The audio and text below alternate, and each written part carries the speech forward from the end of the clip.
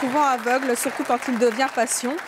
Tout est alors possible, le meilleur comme le pire. Par amour, nos personnalités ont tout accepté et pour certaines même l'inacceptable. Nous allons donc les accueillir. Je vous propose d'accueillir tout d'abord la comédienne et auteure Nicole Calfan. Elle a vécu un amour fou avec Jean-Yann jusqu'au jour où elle a décidé de le quitter sur un coup de tête. Une décision qu'elle va regretter toute sa vie. Elle va alors tout faire pour le récupérer. Cet homme qu'elle n'aurait jamais dû quitter. Voici Nicole Calfan.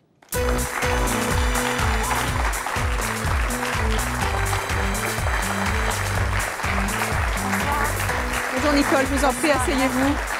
Dans quelques instants, vous allez nous raconter cette histoire incroyable dont vous avez fait un livre. Vous avez d'ailleurs beaucoup écrit pour cet homme que vous avez beaucoup aimé éperdument et que pourtant vous avez quitté. Et oui, c'est la vie. Raconter cette décision incroyable qui a bouleversé le cours de votre vie et visiblement aussi celle de Jean-Yann, mais vous l'avez appris fort tard. Je vous propose d'accueillir, avant que vous nous racontiez votre histoire, Nathalie Marquet-Pernot. Elle a dû faire face à une leucémie foudroyante alors qu'elle se battait avec acharnement contre la maladie. L'ancienne Miss France avait renoncé à l'amour jusqu'au jour où il est arrivé dans sa vie, au moment où elle ne s'y attendait pas, ou peut-être plus, qui sait, elle va nous le dire. Nathalie Marquet-Pernot a rencontré justement Jean-Pierre Pernot. Entre eux est né un amour fou, un amour passion. Et de cet amour sont nés deux beaux bébés. Voici Nathalie Marquet-Pernot.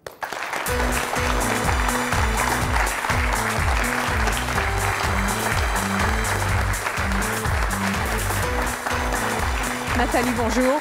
Merci d'être avec nous. Vous allez nous raconter cette histoire d'amour complètement folle, dont rêvent certainement toutes les jeunes filles, un véritable conte de fées, avec un beau monsieur très connu, très célèbre, qui vous a fait deux beaux enfants, alors qu'à un moment de votre vie, vous ne croyez plus du tout que tout cela était possible pour vous, au plus fort de votre maladie. Vous allez nous raconter cette histoire incroyable que vous vivez à l'heure actuelle. Mais je vous propose, avant que vous nous la racontiez, d'accueillir l'écrivain Madeleine Chapsal. Elle a accepté par amour ce qui peut paraître à toutes inacceptable, parce qu'elle était follement amoureuse du journaliste Jean-Jacques Servan-Schreiber. Eh bien, elle a fermé les yeux sur la liaison qu'il entretenait avec une autre femme, Françoise Giroud. Les deux femmes sont même devenues amies. Elle va nous raconter cette histoire incroyable. Voici Madeleine Chapsal.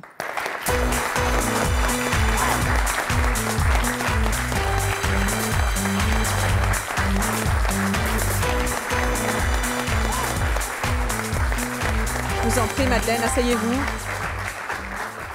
Dans quelques instants, vous allez donc nous raconter cette histoire folle, d'amour folle pour un homme, l'amour de votre vie, pour lequel vous avez accepté non seulement de partager l'amour avec une autre femme très célèbre, une histoire d'amour dans l'histoire finalement, Françoise Giroud, et aussi une autre liaison dont vous allez nous parler dans quelques instants, puisque de cette deuxième liaison sont nés des enfants qui sont un petit peu les vôtres aujourd'hui. Vous allez donc nous raconter ce que vous avez vécu pour un homme.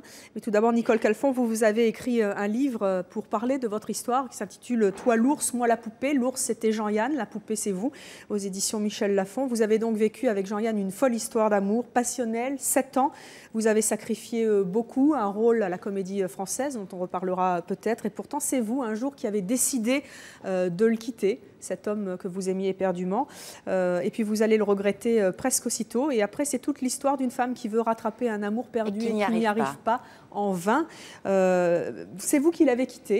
C'est moi qui l'ai quitté, oui. Vous vous êtes rendu compte que c'était quasiment l'erreur de votre vie. Qu'est-ce que ça fait quand on s'aperçoit qu'on a fait une erreur monumentale qui va bouleverser une vie? Une erreur, quand elle peut se rattraper, il n'y a pas de problème. Mais là, c'était irrattrapable, puisque pendant 10 ans, de 28 ans à 38 ans, j'ai essayé de le récupérer, j'ai essayé tous les moyens possibles. Et Dieu sait si les femmes ont toujours à leur portée beaucoup d'imagination et de moyens pour récupérer un homme. Et rien n'a pu fonctionner. Et après, j'ai mis mon mouchoir sur mon cœur et je suis partie vers une autre vie, voilà. Ça a mis 10 ans donc. D'abord, pour qu'on comprenne bien, pourquoi est-ce que tout d'un coup, alors que vous êtes très amoureuse de cet homme, Jean-Yann, très connu, très célèbre, il est un petit peu plus âgé que vous. Hein, pourquoi il a 13 ans de plus 13 ans de plus. Pourquoi est-ce que tout d'un coup, vous mettez à vous dire je le quitte? Vous savez, je crois que quand on aime vraiment quelqu'un, parfois on ne sait pas trop pourquoi on quitte quelqu'un. On est poussé par quelque chose d'extrêmement fort et de violent. Et j'étais d'abord très jeune. Nous avions des rapports père-fille. C'était beaucoup mon papa, mon Pygmalion. C'est lui qui m'a faite, qui fait ce que je suis aujourd'hui, avec cette force, cet humour qui était le sien. Et ces distances par rapport à ce métier qu'il entretenait beaucoup et qu'il m'a légué. Et je l'ai quitté parce que Je pense qu'il m'a un peu incité à le quitter. C'est-à-dire? C'est-à-dire que Jean avait eu un infarctus très tôt. Et au bout de 6 ans ou 7 ans de vie commune, il m'a fait comprendre qu'il serait peut-être plus à la hauteur de cet amour, que j'avais encore toute la vie devant moi, que j'étais encore très jeune. Il avait cette phrase magnifique, il disait « Tu comprends, si on te met la main aux fesses dans la rue, je ne pourrai plus me battre pour toi. Donc, je pense qu'il a un peu joué de cet infarctus pour se montrer plus morose qu'il n'était, plus malade, plus fragile, et pour me faire comprendre que peut-être il fallait qu'il ouvre la cage pour me laisser partir. Oui, qu'il était temps qu'on le quitte avant que ça ne devienne rédhibitoire et que ce soit trop douloureux pour lui. Alors bon, vous, c'est une histoire d'amour, j'allais dire, au départ, enfin une histoire assez banale finalement. Tout d'un coup, vous partez en Grèce, vous faites rentrer une espèce d'infidélité, c'est-à-dire vous le trompez avec un Apollon. Oui, sans intérêt. Un genou bien musclé, je suppose. Grec. Hein, vous rentrez, il est à l'hôpital, et là vous vous dites, mais c'est quoi ce vieux bonhomme Non, ça s'est pas passé comme ça. D'abord, le jour où j'ai fait cette entaille au contrat, à la même heure et le même jour, Jean-Yann a eu son infarctus. C'est quand même... Un signe? Un signe incroyable. Et quand je suis arrivée le voir à l'hôpital, j'avais envie de lui demander pardon et je me sentais responsable de son infarctus. Après, on a revécu ensemble et tout s'est bien passé. Mais j'étais une enfant, j'étais très jeune et j'ai tout fait par sa personnalité qui m'a manqué tout de suite après quand je l'ai quitté. Alors vous l'avez quitté? Sur un coup de tête, d'un seul coup, j'ai trouvé que cet homme qui était le plus intelligent de la Terre, le plus inventif et le plus brillant et le plus cultivé, me semblait gros, lourd, sans cheveux, alors qu'il était le plus bel homme pour moi. Et je me suis dit, il ne veut pas m'épouser, il ne veut pas me faire d'enfant, il faut que je m'en aille. J'ai tenu 8 jours. Je me suis installée dans un appartement qui est devenu très vite l'appartement des femmes, avec des copines, qui étaient toutes en mal d'amour aussi, qui avaient des peines de cœur. On refaisait le monde, ça a été délicieux pendant 8 jours. Et au bout de 8 jours, je me suis dit, mais il est où mon papa? Où est-ce qu'il est? Et j'ai jamais pu le reconquérir. Alors racontez-nous un petit peu. Donc vous l'avez quitté et qu'est-ce que vous avez fait pour essayer de le récupérer? J'ai tout essayé, c'est-à-dire j'ai essayé de voir des cartomanciennes, des médiums, des pères exorcistes. J'ai moi-même appris à tirer les cartes, à faire le pendule. Et puis dès que j'avais le moindre bobo, je squattais auprès de sa maison dans mon Austin. Tous les prétextes étaient bons. Une grand-mère, ma grand-mère polonaise qui disparaissait et qu'il avait aimée, je lui disais j'ai perdu ma grand-mère. Rien n'y a fait. Qu'est-ce qu'elle vous disait, les voyantes, les cartomanciennes? C'est amusant parce que Nathalie Marquet-Pernot l'a rencontrée aussi, une voyante. La voyante Yaguel Didier, je peux la citer, qui est formidable et qui est devenue une amie. Quand je suis allée la voir à 28 ans, elle m'a dit, écoutez, vous avez fait l'erreur de votre vie, Nicole. Vous allez le pleurer pendant 10 ans. Ah, vraiment? Et je lui ai dit, qu'est-ce que je vais faire pendant 10 ans? Elle m'a dit, prenez des vitamines. C'est là où j'ai commencé un peu à grossir, avec les vitamines prescrites par Yaguel Didier. Nathalie Marquet-Pernot, juste un mot, vous avez vous aussi consulté une voyante. À quelle période de votre vie? C'est un moment où j'allais très mal, parce qu'on va toujours voir les voyantes quand on se sent très mal. Et elle m'a dit, vous allez rencontrer l'homme de votre vie lors d'une grande émission. Il y a plein de paillettes. C'est quelqu'un de très connu, mais il ne vous connaît pas. Il a presque 20 ans de plus que vous. Vous allez avoir des enfants très vite. Alors je dis, mais qu'est-ce qu'elle me raconte? C'est pas possible, 20 ans de plus que moi, non. Des enfants tout de suite, non, parce que je me suis dit, il faut toujours que je connaisse la personne au moins un an à 2 ans. Et c'est vrai, après, on s'est rencontrés lors de l'émission de Miss France en 2001, donc il y avait plein de paillettes. Comment elle s'appelait, votre voyante?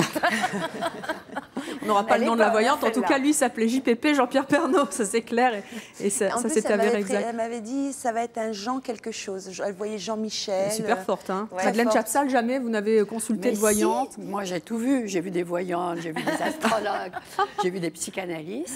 Pourquoi? À quel sujet? Au sujet de votre amour avec Jean-Jacques Servan-Schreiber? Pas vraiment, enfin au sujet de l'amour. Qu'est-ce qu'elle vous disait? Parce que vous, et on va revenir sur votre histoire, mais vous avez accepté donc non seulement cette liaison qui était plus ou moins occulte, puis plus ou moins officielle, avec François Giroud, une liaison qui est rentrée dans l'histoire. Tout le monde la connaît, Jean-Jacques Servan-Schreiber et François Giroud. Vous avez travaillé sous ses ordres et vous l'avez accepté. Ce qu'il y a quand même d'un peu différent, en ce qui me concerne, c'est que quand j'ai connu Jean-Jacques, il ne s'appelait même pas Jean-Jacques Servan-Schreiber, il avait 17 ans, et comme c'était pendant la guerre, il s'appelait Jean-Jacques Servan. Parce qu'à ce moment-là, il valait mieux porter un nom qui ne fasse pas à juif. Et donc, je suis tombée amoureuse d'un être, d'un tout jeune homme, mais dont j'ai perçu tout de suite cet être, que j'aime toujours aujourd'hui. Mais il s'est passé plein de choses. Alors vraiment, je peux vous en raconter de toutes sortes. Et pour en revenir très spécifiquement sur ce que vous Je vais avez arriver à Françoise Géraud, vous inquiétez accepté justement de vivre, parce que c'est ça qui est... Moi, je ne sais pas si j'aurais accepté ou si j'accepterais de faire une chose pareille. Est-ce que vous avez consulté justement des voyantes à un moment? Non, je n'ai pas consulté de voyante à ce moment-là, non. Mais j'ai tout de suite senti, d'une manière, que j'étais la préférée. Vous voyez qu'il n'y avait rien à faire. Quand Jean-Jacques et moi, il y avait quelque chose qui avait fusionné. Peut-être parce que nous étions des jeunes gens ou des enfants de la guerre. Peut-être parce que ça ne s'explique pas. Alors là, ça vous tombe rejoint, dessus, c'est comme une fatalité. Hein. Oui, et donc que même l'apparition de Madame Giroud, qui a été indispensable, sans elle, il n'y aurait pas eu d'Express, ça ne dérangeait pas quelque chose de fondamental. Parce qu'il n'a jamais vécu avec elle. Nous avons vécu 13 ans ensemble, Jean-Jacques et moi, et c'est moi qui, un beau jour, lui ai dit « Et si on divorçait ?» Il m'a dit « Ah oui, c'est une idée. » Et puis on a divorcé. C'est une curieuse manière, effectivement, de dire nous oui. Nous ne sommes jamais disputés, nous nous sommes toujours entendus. Mais il a eu néanmoins une liaison avec Françoise Géraud. De 9 ans, très longue, très passionnée, surtout de sa part à elle. Et puis voilà. Et comment est-ce qu'on peut accepter ça? C'est quasi impensable. Pourquoi? Je ne sais pas. On peut être vous savez, je ne suis pas la seule. Vous accepteriez, par exemple, Nathalie Marquet-Pernot, vous qui êtes en plein dedans, si je puis dire, folle d'amour pour votre prince charmant, de le partager avec une autre? Ni au début, ni à la fin, non. Non, je ne pourrais pas. C'est mon être à moi, c'est pour moi et pour personne d'autre. On peut être amoureux et quand on aime vraiment quelqu'un, on a parfois envie que l'autre soit heureux même sans vous. Et moi, je sais que j'ai pas vécu ce qu'a vécu Madeleine, mais quand la première femme de Jean-Yann est tombée malade, puisqu'il a été marié une fois avec Jacqueline Allard, et que c'était un amour de jeunesse pour eux deux, et qu'ils avaient mangé du pain noir ensemble, fait tous les cabarets ensemble, sans un sou. Et quand je vivais avec Jean dans le Marais, et qu'il m'a annoncé que sa femme était tombée malade, et qu'il m'a dit où je l'emmène faire le tour du monde, où je me réinstalle avec elle, je suis revenue vivre chez mes parents, et pendant 1 an, nous ne nous sommes plus revus, ni donné un signe de vie. Et c'est pas un sacrifice à ce moment-là.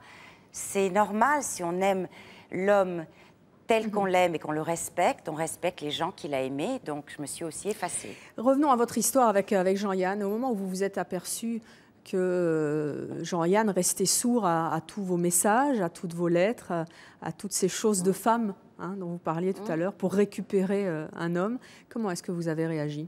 J'ai écrit des livres, parce que je savais qu'il lisait pas mes lettres. Et ça doit être incroyable de se dire quand même que sur un coup de tête, vous avez quitté cet homme dont vous saviez qu'il était l'homme de votre vie. Eh oui. Donc je me suis mise à écrire des livres pour lui. J'en ai écrit 8. Celui-là est peut-être le dernier. Il les lisait? Il les lisait. Il les avait tous les uns à côté des autres sur une étagère. Comment vous savez? On me l'a dit. Je sais que c'est vrai. Et il vous appelait pas? Non. Ça doit être terrifiant. Comment vous avez vécu ça? Pendant 10 ans, très très mal. Et puis après, j'ai eu la chance d'avoir des enfants. Et d'ailleurs, ce livre, c'est encore un point commun avec Madeleine. Moi, j'avais envie que mes enfants connaissent la jeune fille que j'étais, qu'ils n'ont pas connue, cette jeune fille méconnue, qui a eu un grand amour dans sa vie, qui est Jean-Yann.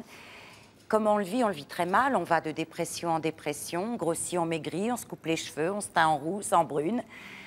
Moi, je suis comédienne, donc je faisais du théâtre.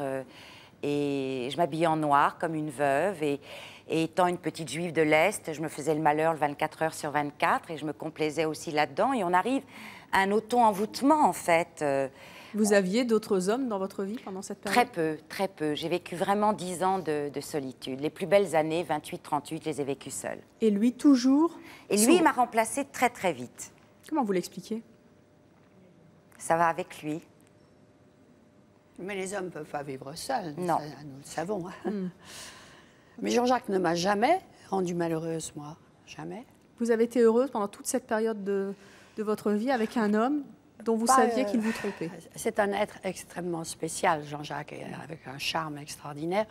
C'est-à-dire qu'il considère les femmes comme des égales, comme des petits soldats, comme des compagnons. Et alors, il ne m'a pas rendue heureuse comme une femme. Déjà, je ne pouvais pas avoir d'enfant. Mais ça ne l'intéressait pas. Le côté féminin, prendre des vacances, avoir du temps l'un pour l'autre, ça n'existait pas. On crée quelque chose. Et ça ne vous a pas manqué, justement? Si, sûrement. C'est pour On ça parlait que de je dis- banalité, justement, tout à l'heure, une vie Sûrement. banale, de femme normale qui part en vacances avec son homme. J'avais une envie de vivre un cliché. J'ai pas pu. Même après avoir divorcé, c'est ce que j'espérais.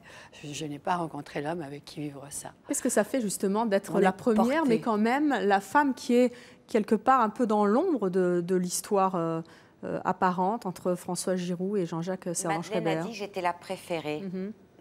Absolument, ça. je le sentais. Il rentrait tous les soirs à la Elle maison. était la hein. préférée. C'est un peu ce que pensent les femmes qui acceptent justement que leur mari les trompe, c'est qu'elles savent qu'ils vont rentrer tous les soirs à la maison. Et que quand ils seront vieux et fatigués, Ils souvent, reviendront au c'est avec bercail. elles qu'ils termineront leur vie. Bon, ça ne s'est pas passé comme ça. Puisque Très nous avons sincèrement, Madeleine divorcé. Chapsal, à aucun moment vous n'étiez jalouse d'elle. Vous avez travaillé sous ses ordres, vous étiez à la critique littéraire de l'Express, elle était au-dessus de vous. À Il m'est aucun moment vous arrivé n'étiez d'être jalouse. extrêmement jalouse, mais plus tard, d'autres hommes. Curieusement pas avec Jean-Jacques. Surtout qu'il n'y avait pas que Françoise. hein. C'est drôle. Comment vous l'expliquez? Parce qu'il y a quelque chose entre lui et moi que rien ne peut... D'indéfectible C'est et... ça. Ou voilà, c'est vraiment l'amour. Et là, comme vous le savez, tout le monde le sait, il n'a plus tout à fait sa mémoire, il perd. Mais ça fait rien, son être est là. Et bon, je l'ai vu il y a 3-4 jours, je vais le revoir bientôt. Il a passé son mois d'août chez moi avec Sabine, sa femme. Et nous étions toutes les deux autour de lui. Il faut dire aussi que lorsqu'il était très jeune, c'était un homme qui avait une telle énergie, un tel mouvement. Et moi, j'étais tuberculeuse, j'avais une tuberculose génitale. Je ne suffisais pas. Il y a des hommes, une femme ne suffit pas, il leur en faut au moins 2, si ce n'est plus. C'est joli. Et ça, je ne raisonnais pas, vous voyez, mais je le sentais instinctivement. Est-ce que c'est parce que c'était un personnage exceptionnel ou est-ce que c'est parce que l'amour était plus fort et que finalement, à cause de ce projet commun qui était l'Express, formidable à l'époque, vous avez accepté ça, C'était les deux. les deux? J'ai pensé à d'autres gens. Je me suis dit, Jean-Louis Barrault et Madeleine Renaud, je pense que Jean-Louis ne devait pas être d'une fidélité à toute épreuve. Peut-être pas elle non plus, mais jamais ils se seraient quittés. C'est des compagnons de route. Voilà. Qui font que, effectivement, les aléas, on les accepte, on les intègre, on les englobe et ça fait partie de Et votre vie. on ne ressent pas ça comme un sacrifice. Moi, j'ai jamais eu l'impression. Ou alors c'est tout le temps qu'on sacrifie quelque chose. Ouais, c'est ça. Mais qu'est-ce qu'on reçoit en échange? C'est l'homme de votre vie, c'est le titre d'ailleurs du livre que vous avez écrit aux éditions Fayard. Est-ce qu'il aurait tout pu vous faire, si je puis m'exprimer ainsi? Est-ce que vous auriez tout accepté pour lui? Est-ce que vous avez Je tout ne sais accepté? pas. La preuve que non, c'est que j'ai fini par dire si on divorçait et qu'il m'a dit oui. Est-ce que vous n'avez pas divorcé finalement, là aussi, pour lui laisser sa chance d'avoir d'autres enfants? Enfin, des enfants. Pour me laisser ma chance de rencontrer un homme avec lequel je vivrais Partir en vacances. ce que j'imaginais une vie de femme. Vous voyez? Or, ça ne m'est pas arrivé. J'ai rencontré des hommes mariés, j'ai rencontré des hommes plus jeunes que moi, j'en ai fait des romans. Mais Jean-Jacques, c'est le seul qui m'a épousée. Alors, pour ça, je lui en ai une grande reconnaissance. Vous regrettez de l'avoir quitté? Les autres ne l'ont pas fait, n'ont pas demandé. Qu'est-ce que vous regrettez justement de l'avoir quitté? Pardon? Et vous regrettez de l'avoir quitté? Non, je ne regrette pas. Je ne regrette pas parce que Françoise Dolto m'avait dit, à un moment donné, on a échangé avec l'autre tout ce qu'on peut échanger. Voilà. J'avais échangé avec lui tout ce que je pouvais échanger, c'était fait, c'est un trésor de guerre, mais je n'avais pas envie de recommencer la même vie que j'avais menée auprès de lui. Et puis surtout, j'étais très contente qu'il ait épousé cette jeune femme, il en avait 35, elle en avait 20, Donc, qui lui a fait ses 4 l'histoire, fils. qui était cette jeune femme qui est arrivée après, donc Françoise Giroud à l'Express? Qui c'était? C'était Sabine de Fouquier. Elle avait 20 ans, elle était ravissante. Elle avait ce qu'elle a toujours, une espèce de toupet, des idées sur tout. Et elle lui a été présentée par son père, parce que le colonel de Fouquier avait été le colonel de Jean-Jacques, qui était dans l'armée de l'air pendant la guerre. Et un jour, il lui a dit, écoute, ma fille me casse les oreilles, elle passe son temps à me dire, il devrait faire ci dans l'Express, il ne parle pas assez des jeunes, il faudrait que j'ai envie de le rencontrer, s'il te plaît, elle me bassine, voilà. Alors Sabine est allée à l'Express, a rencontré Jean-Jacques, et l'a complètement séduit par son bagou, par sa jeunesse, par son éclat. Il lui a fait faire un rapport, il a distribué ce rapport à tout le monde à l'Express, je pense que Françoise n'a pas follement apprécié. Et moi j'ai compris qu'il y avait là une possibilité pour moi de regagner quelque chose que j'appellerais ma liberté. De partir, une porte ouverte. Vous savez, pendant qu'on travaillait à l'Express, dans notre appartement, il y avait en permanence 2 secrétaires, un chauffeur, le coursier. Je n'étais même pas chez moi. Et tout à coup, je me suis dit, bon, voilà. Et nous ne sommes pas disputés. On a eu un avocat pour nous deux, on a divorcé très tranquille. Un an après, il avait son premier enfant. Et il est arrivé un soir chez moi, il a sonné à la porte, il avait un énorme bouquet. Et il m'a dit, Poussy, il m'appelait Poussy. Poussy, j'ai un fils. Il m'a mis le bouquet dans les bras, il est reparti. Et là, j'ai été malheureuse. Qu'est-ce que vous avez ressenti, justement? Que j'aurais jamais ça avec lui, ni d'ailleurs avec personne.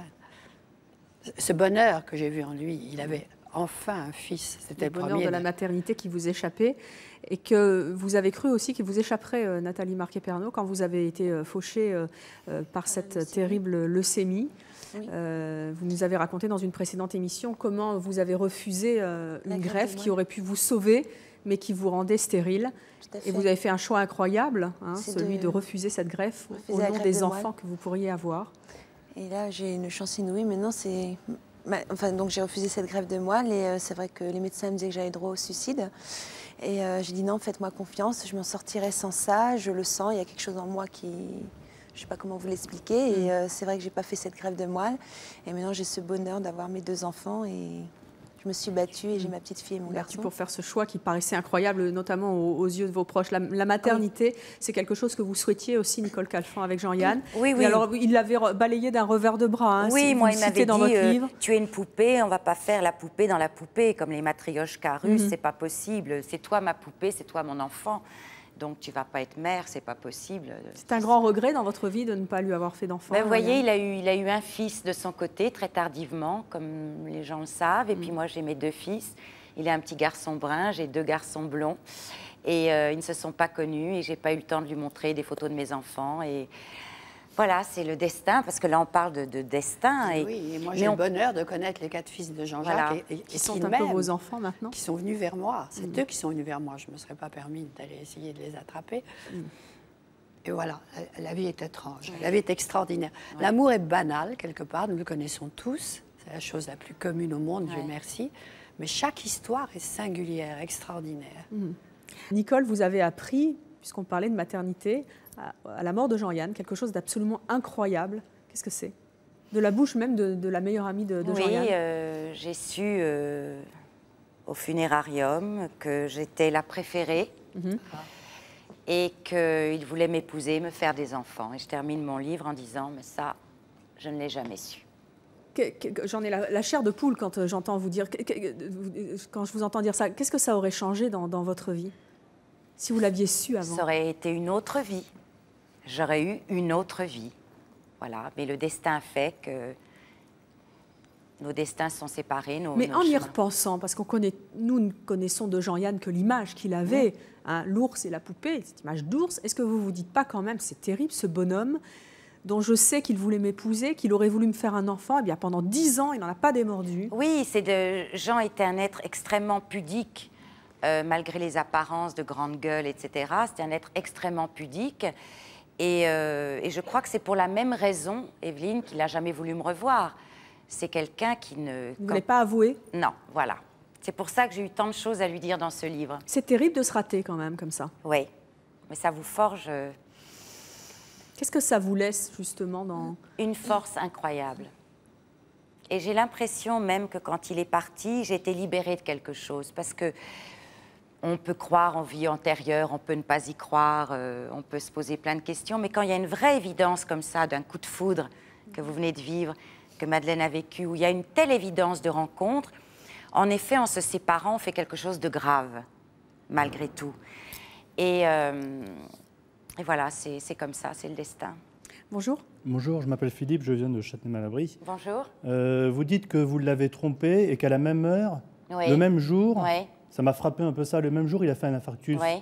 Est-ce qu'il était au courant? Non, il n'était pas au courant. Non. Mais il se doutait que vous alliez le tromper ou est-ce que vous pensez que ça a joué dans son infarctus? C'est ça que je voulais... Je pense qu'il a senti que je faisais quelque chose de pas bien. Oui. Voilà. Madeleine, qu'est-ce que vous pensez de ça, justement? Je pense qu'ils étaient liés profondément. Profondément liés. Il y a cette espèce de message comme ça qui passe d'un inconscient à l'autre. J'avais 22 ans, hein, maintenant je me suis pardonnée. Allez-y, monsieur, je vous en prie. Oui, et pourquoi est-ce que vous n'auriez pas pu éventuellement lui faire un enfant sans qu'il le veuille? C'était pas l'époque. C'était pas l'époque, oui, ça se faisait pas. C'est le genre de choses qu'on faisait pas trop à l'époque. Oui, c'est ça. Puis j'étais trop jeune pour faire un plan comme ça, y aurait peut-être réfléchir. changé, Et puis c'est comme ça. Ouais. Sinon, dans une autre époque, vous auriez pu le faire, justement. Oui, je pense que j'aurais eu quelques années de plus et un peu de plus de plomb dans la cervelle. J'aurais fait passer mon désir avant tout. Mais j'étais vraiment une jeune fille surprotégée, très gâtée par lui. Voilà. Il n'y avait pas de raison de le faire à cette époque-là. Non. Bonjour. Bonjour Vincent de Paris. Bonjour. Bonjour Evelyne. Je voulais savoir si Jean-Yann était c'est bon vivant. Est-ce qu'il vous faisait rigoler tout le temps? Constamment. Parce qu'il avait l'air marrant. Extrêmement drôle, très spirituel, très cultivé.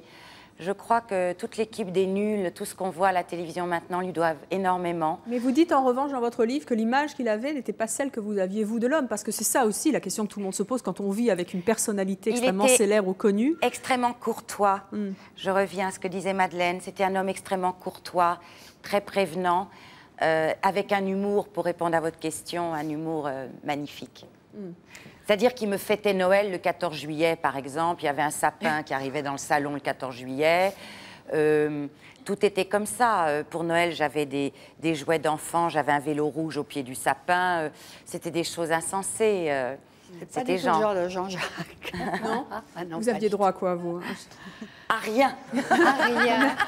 Nous en parlions tout à l'heure. Je lui disais, il m'a jamais offert un bijou. Il m'a jamais offert un manteau de fourrure.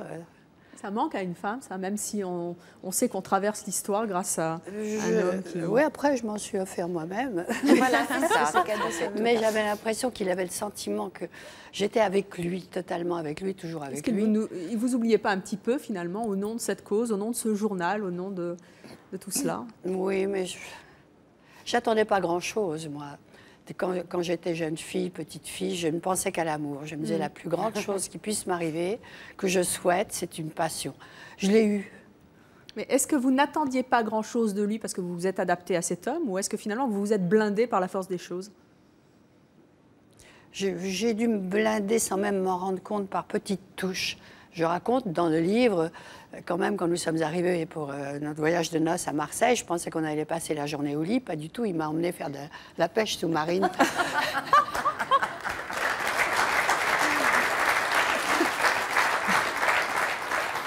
Petit à petit, vous vous êtes dit, bon, c'est comme ça? Voilà, et puis alors, quand nous nous sommes retrouvés au Brésil et qu'il voulait essayer ce petit avion qu'il voulait vendre, et le mécanicien qui l'avait monté a dit, moi, je ne monte pas dans l'avion. Et ben moi, j'ai dit, moi, je t'accompagne. Alors, tout le monde a pensé que j'avais du courage, mais je ne pouvais pas imaginer cet avion ne décollant pas, s'écrasant en bout de piste, et moi, regardant faire, il fallait que je sois dedans. Alors voilà, toutes sortes de choses comme ça. Il fallait que je sois avec lui. Je n'aimais pas spécialement les journaux ni le papier journal. Ma mère était dans la haute couture et les journaux, on ne trouvait pas ça très, très chic. On préférait le papier de soie au papier journal. Eh bien, j'ai fini par m'intéresser à l'Express. J'ai écrit dès le premier numéro. Je le suivais. Je le suivais à la trace.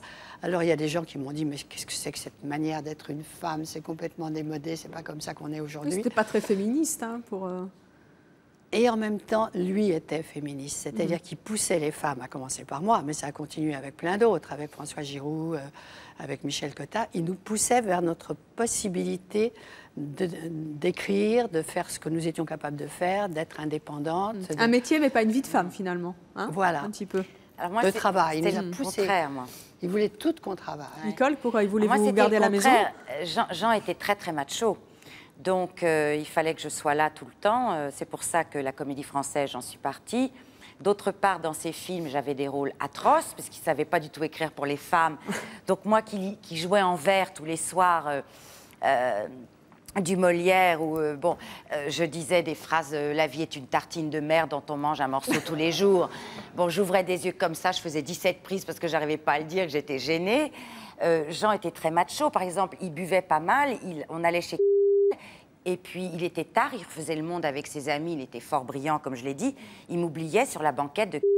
Il rentrait à la maison, il disait « Elle est où la puce? Elle est où? Oh, je l'ai oubliée. Alors, il rentrait chez me chercher, il était très, très, très macho. Et ça aussi, mais Mais je l'aimais. Oui, vous l'avez accepté aussi. Tout à fait. Nathalie Marquet-Pernot, il est comme ça, Jean-Pierre Pernot? Non, pas du Il tout. vous oublie sur une banquette Ah non, ça ne risque pas. Non, en non. faisant le JT avec ses amis? Non, pas du tout. Mais par contre, moi, je peux faire ce qui me plaît, comme lui, il fait ce qu'il veut, du moment qu'on Pas se macho, retrouve. Jean-Pierre Pernot? Pas du tout. Ah non, non, absolument pas. Et heureusement, parce que moi, je ne supporterais pas le macho. Donc, chacun fait ce qu'il a envie de faire. Et c'est important. Vous On a vivez sa avec un liberté. personnage extrêmement célèbre qui réalise des audiences records en France. Oui, on dit le roi du JT. Oui, le roi du JT, c'est Jean-Pierre Pernot. Qu'est-ce que ça fait de vivre avec quelqu'un qui est aussi célèbre? Moi, non oui, alors ça pas mal. Les fans de Jean-Pierre Pernot vont être déçus. Hein. Disons que moi, je ne connaissais pas ce qu'il faisait avant. Je ne savais pas qu'il faisait le JT. Non, je n'avais jamais vu le JT. J'ai jamais vu l'émission Combien bien ça la scène. coûte. Oui, mais je vivais aux Antilles. Hein. Donc, je ne savais pas, quoi. Donc, mais après, c'est Madame de Fontenay qui m'avait parlé de lui. Et elle m'a dit, tu verras, Parce que c'est vous un avez homme- été Miss Oui, France. j'étais Miss France en 87. Donc, ça date. Je suis à la retraite maintenant. Pas tant que ça, pas tant que ça. Et donc, Madame de Fontenay m'a dit, je vais te faire rencontrer Jean-Pierre Pernot, C'est tu une verras. marieuse, cette Madame de Fontenay. C'est C'est une marieuse.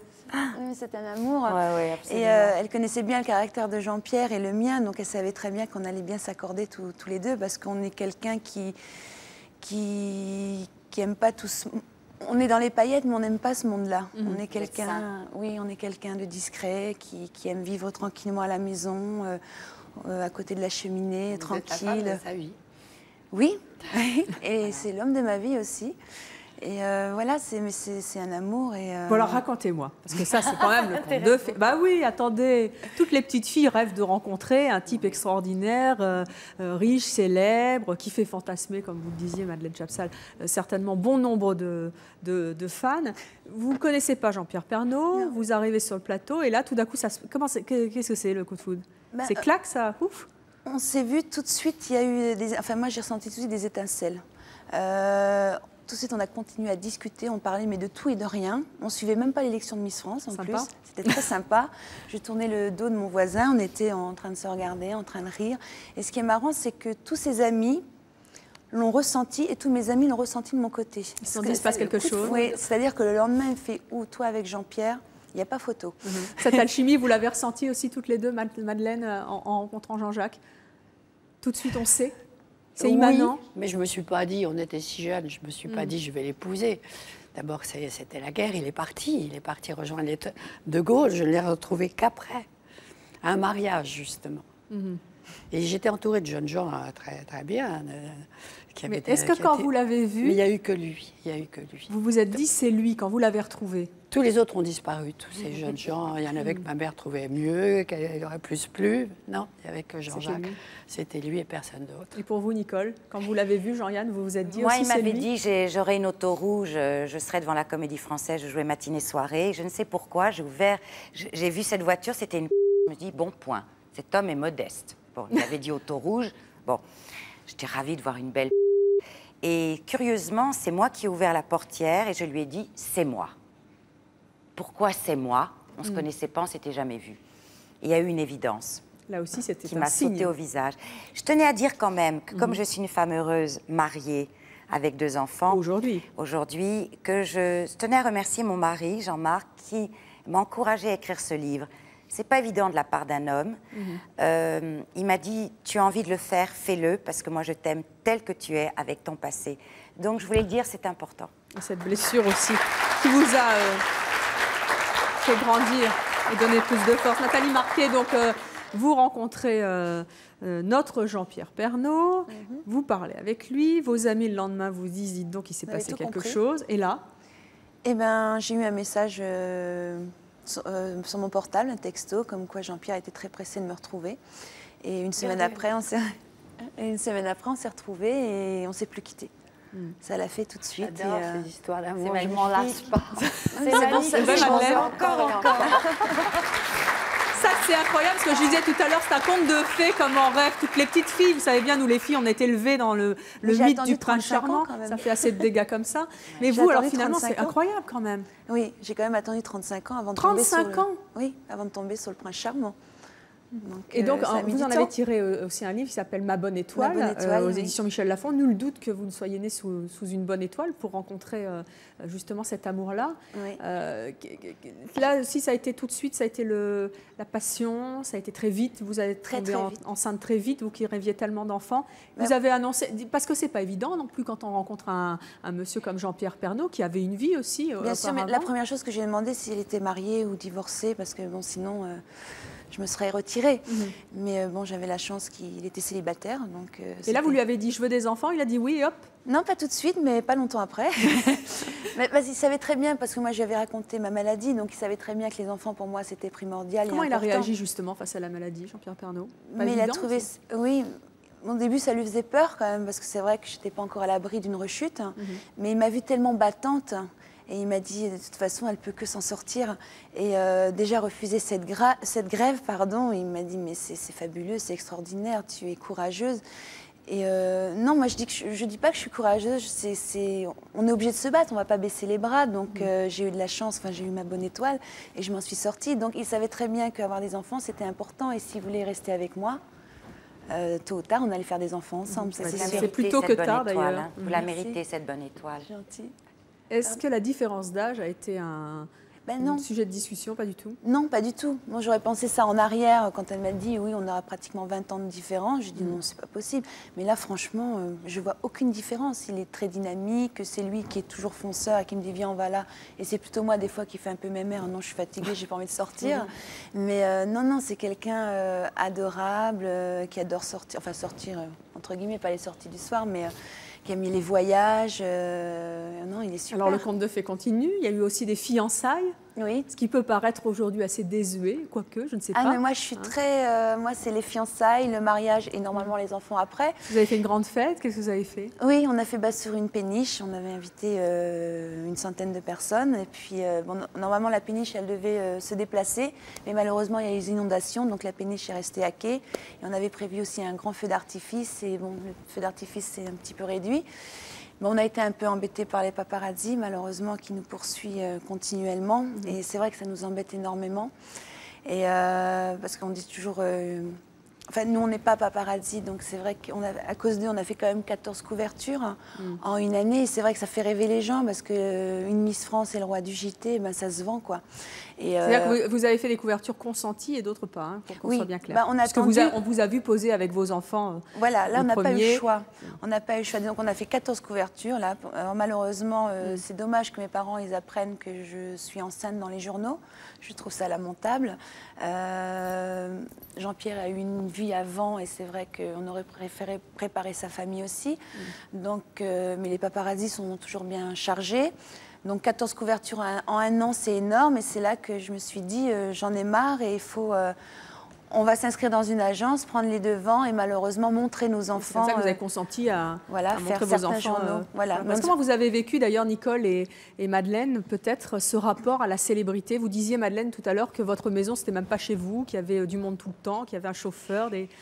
Vous avez vécu bien, c'était pas bien la célébrité, puisqu'il était directeur de journal. Et donc, quand vous êtes directeur de journal, vous n'êtes pas Mais vous étiez poursuivi dans par un les tourbillon journalistes. médiatique, de toute manière, par essence. Et puis, il y avait beaucoup de gens célèbres que vous fréquentiez à l'époque. Est-ce que ça rend la vie différente? Bien sûr, c'est une autre vie, mais c'était une vie éblouissante. Chez moi, il y avait Mendes France, François Mauriac, Valéry Giscard d'Estaing, tout jeune, etc., etc. C'était une vie riche. Il m'a donné tout ça, Jean-Jacques. Et la médiatisation, justement, de leur histoire, François Giroud et Jean-Jacques Servan-Schreiber, quelque part, ça ne vous a jamais... Ça, j'ai moins aimé. Mais c'est arrivé sur le tard, quand Françoise a pris de l'âge. Elle a commencé, dans ses journaux, à mettre en évidence cette passion qu'elle avait eue pour un jeune homme, puisqu'il était pas mal plus jeune qu'elle, en m'oubliant. C'est comme si je n'étais pas mariée avec lui pendant tout ce temps-là. Alors que vous aviez été amis. Eh bien, oui. Tout le temps qu'elle a été avec Jean-Jacques, c'était, je le dis carrément, une passion adultère. Et elle ne l'a jamais dit, jamais reconnu. Elle avait beaucoup de choses à surmonter. Moi j'aime beaucoup Françoise. J'ai fini par aimer ces qualités exceptionnelles qu'elle avait, ce courage.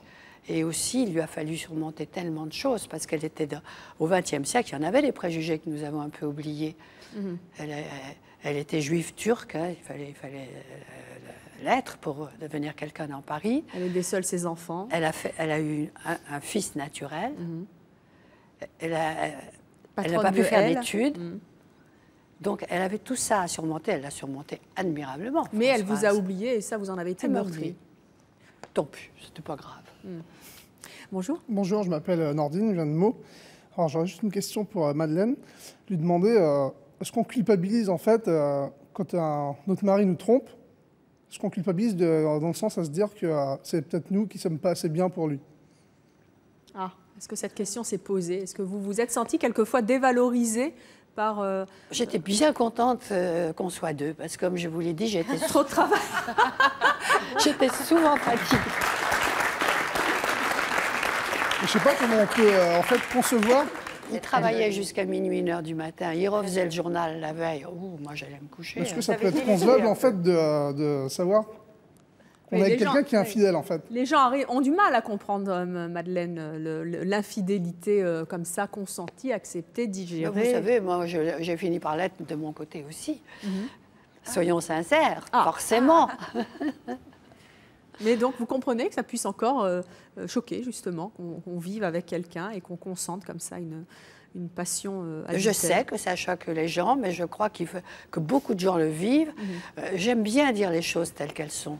Mes livres, ça a toujours été pour ça. Oui. J'ai parlé de ma psychanalyse avant de tout le monde, j'ai parlé du fait que j'ai fait un lifting avant tout le monde, que je me suis disputée avec ma sœur, j'ai écrit l'inventaire, j'ai écrit l'indivision.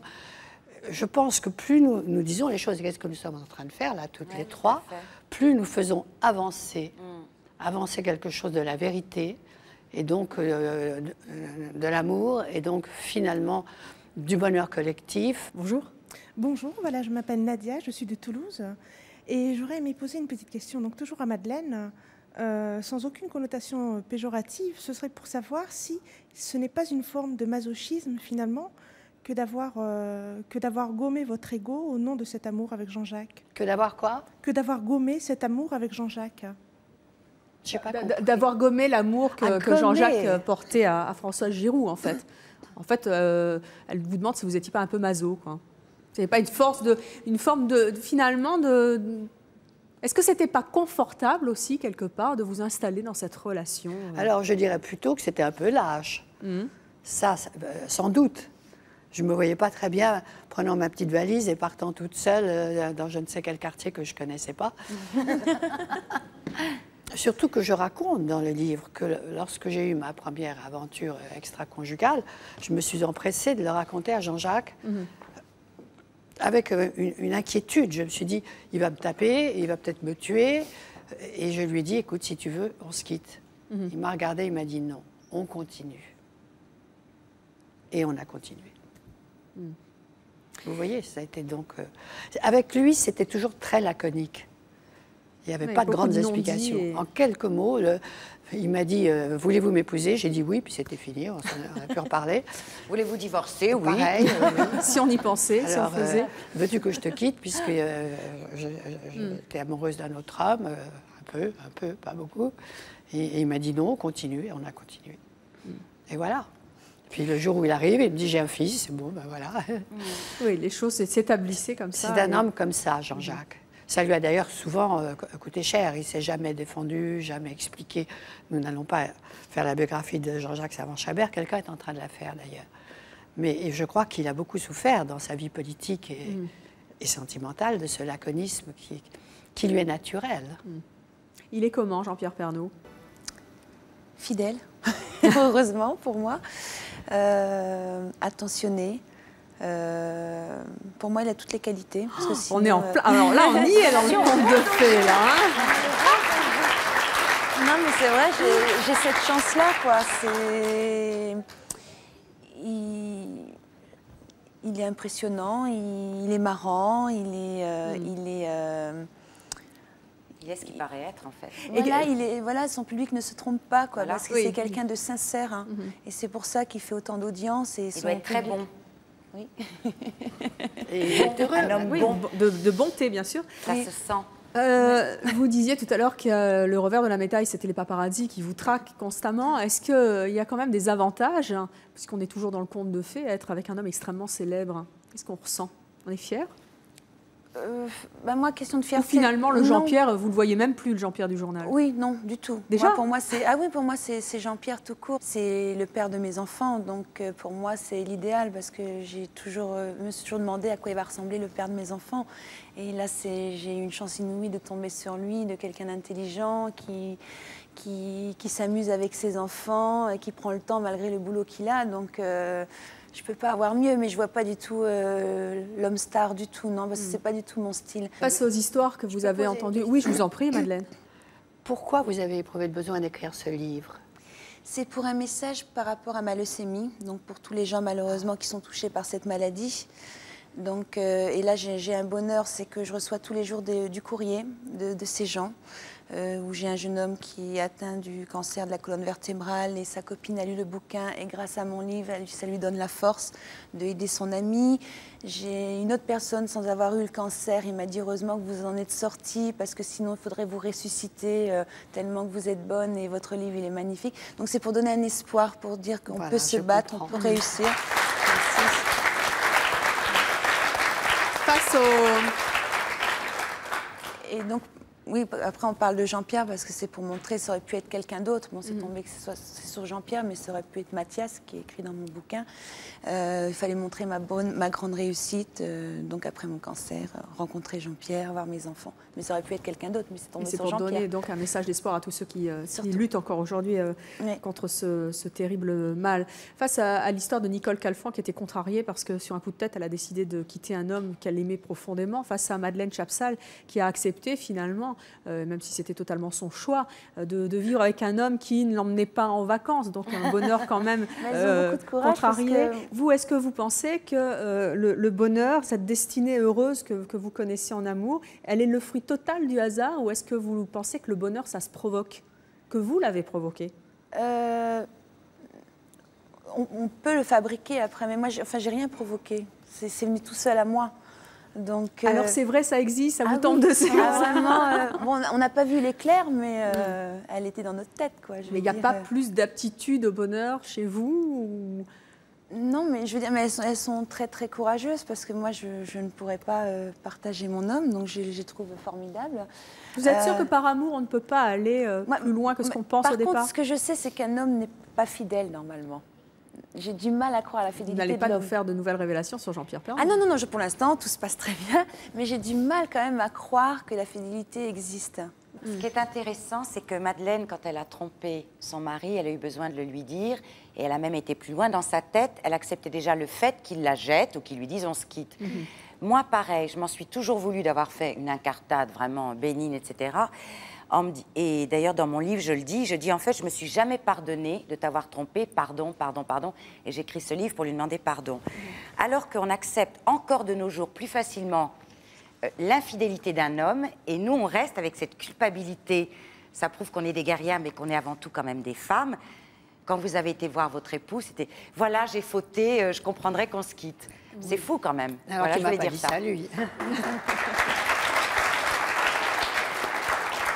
Vous avez vécu ou vivez une passion, on peut dire, indestructible pour un homme. Et c'est déjà bien de connaître cette passion, car beaucoup d'entre nous ne la connaissent pas, la connaîtront certainement. C'est ce qu'on souhaite à tous, de la connaître un jour. Madeleine, qu'est-ce que ça vous a appris, cette passion?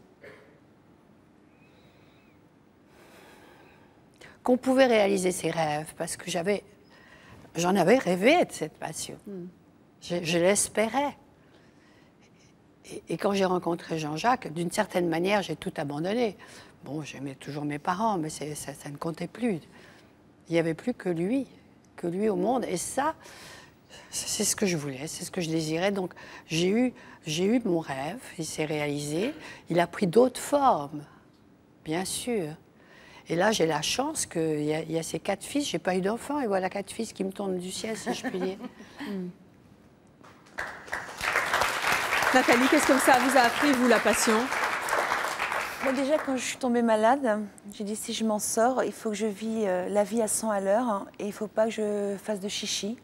Donc le jour où je tombe sur l'homme de ma vie, je ne vais pas passer par 4 chemins. Donc Jean-Pierre savait très bien ce que je voulais.